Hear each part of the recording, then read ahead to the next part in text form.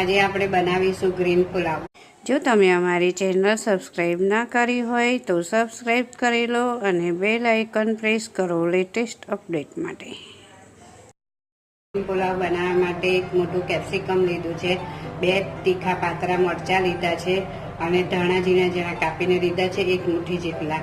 તેને હવે ધોઈ લઈશું। આપણે ધોઈને એક મિક્સરના જારમાં ગ્રીન ચટણી બનાવીશું તેની। હવે ગ્રીન પુલાવ બનાવવા માટે મેં બધું મિક્સરમાં પીસી લીધું છે। આવી રીતે ઝીણું પીસાઈ જવું જોઈએ।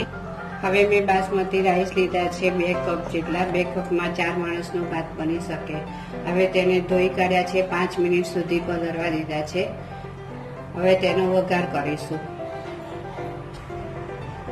હવે આપણે એક તપેલીમાં ભાતનો વઘાર કરીશું। 1 ચમચો ઘી લઈશું। જો તમને બટર ભાવતું હોય તો બટર પણ લઈ શકો છો। ઘી ગરમ થઈ જાય એટલે તેમાં વધારે જીરું નાખવાનું।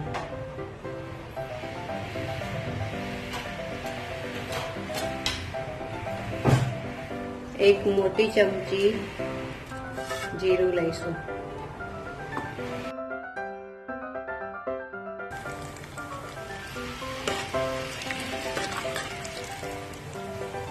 તમે જોઈ શકો છો જીરું તતડીને ઉપર આવી ગયું છે। હવે તેમાં બનાવેલી ગ્રીન ચટણી નાખી દેવાની।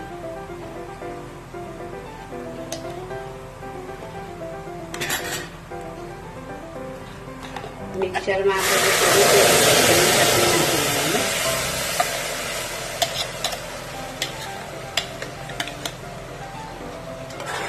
હવે તેને થોડી ગરમ થઈ જાય પછી 1 પાલો જેટલું પાણી રેડવાનું।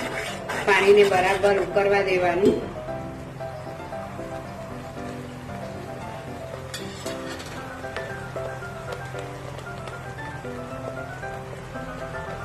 પાણીને બરાબર ઉકળવા દેવાનું।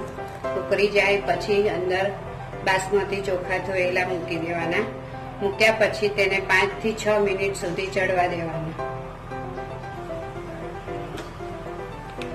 તેમાં મીઠું પણ 1 ચમચી નાખી દઈશું।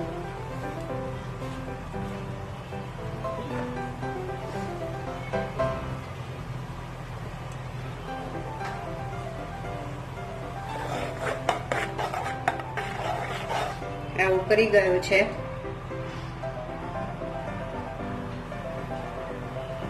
આવી રીતે ગરમ થઈ જવા દેવાનું। હવે તેમાં બાસમતી ચોખા નાખી દઈશું ધોયેલા।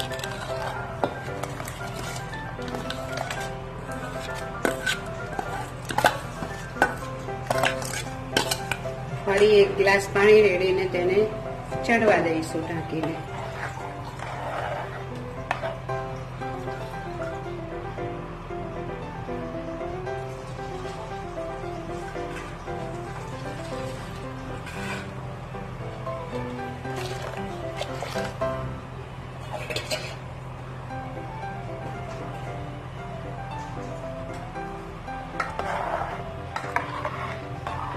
બસ આને ચડતા 5 થી 6 મિનિટ લાગે।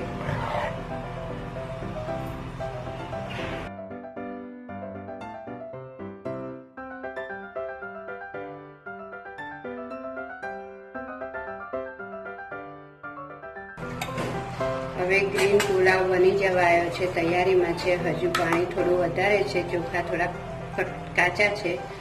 હજુ ફરી એને 2 મિનિટ ઢાંકણું ઢાંકીને ચડવા દઈશું ધીમા ગેસે। હવે ગ્રીન પુલાવ ચેક કરીશું, રેડી થઈ ગયો છે।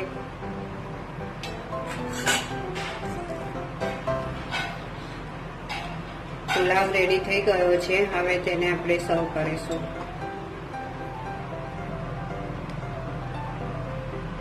ગ્રીન પુલાવ રેડી છે। હવે તેને કઢી સાથે ખાઈ શકાય છે।